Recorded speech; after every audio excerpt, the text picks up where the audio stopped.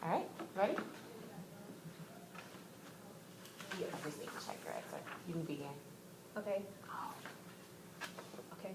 So the first thing I thought about when I read this is how when you go to one country, you always end up comparing it to another country.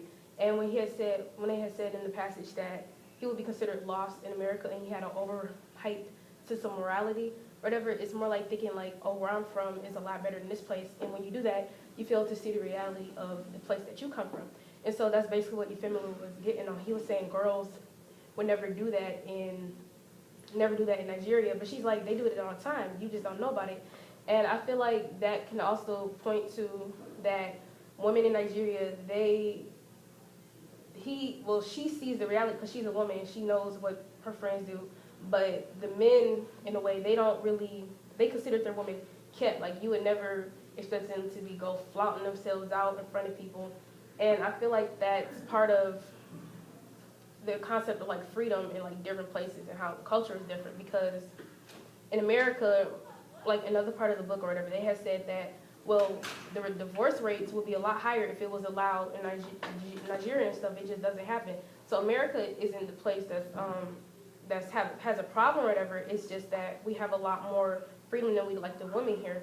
And so they don't have that freedom. So when she said that the girls, when they would go home to their friend's house to change, so her parents wouldn't know about it, it's kind of like an act of defiance in a way. It was an act of them taking their freedom to wherever they wanted to, but a lot of people don't see that. And I feel like the author, since the author is, I find it very useful that the author is from Nigeria when she wrote this book and she moved to the U.S., because she can clearly see that made her,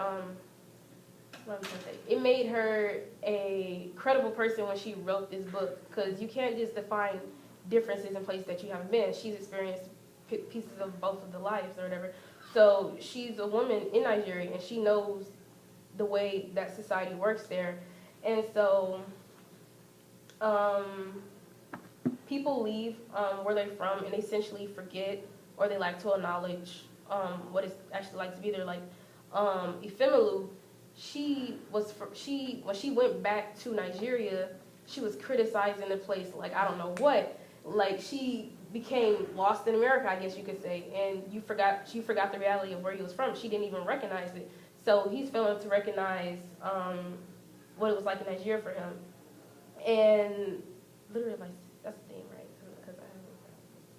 Okay, I'm just going with that. So I said the thing would be generals in this case and freedom in a way, I guess, because like I touched on the culture or whatever. And then I was also thinking that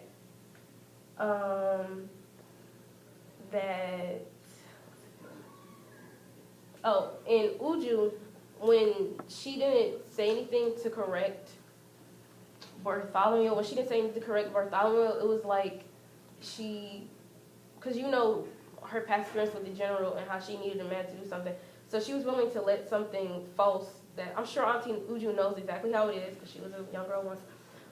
She was willing to let something slide that was false so she could essentially keep the man. And she got a little irritated at Ifemelu for speaking the truth. And so that really goes to show that for her, or for women in general who try to keep the person or the man that they need or whatever, they let certain things slide and they let certain things happen that they probably shouldn't. And when they had talked about the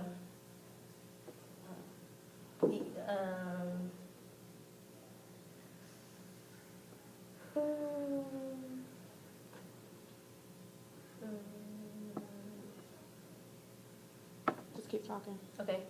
And I was also thinking about how how women in certain places, I guess, are supposed to, going back to the way they're perceived or whatever. Take Kosi, for example. No. It was this moment in the book where I think it was the taxi driver and he was talking to Ifemelu and he was talking about the girl. And the way, no, it was the way, I think Ifemelu was dressed or somebody else was dressed, and he was like something, oh, she must be from Jamaica or something like that. And so that really talked about how different cultures have different perceptions. Like, you from Nigeria, you really aren't supposed to act that way. But if you're from this place, then you're all, I want to say loose, but you're a lot more looser, and they think like you're looser, I guess. Okay. So one of the things that you talked about that emerged in this particular excerpt was freedom.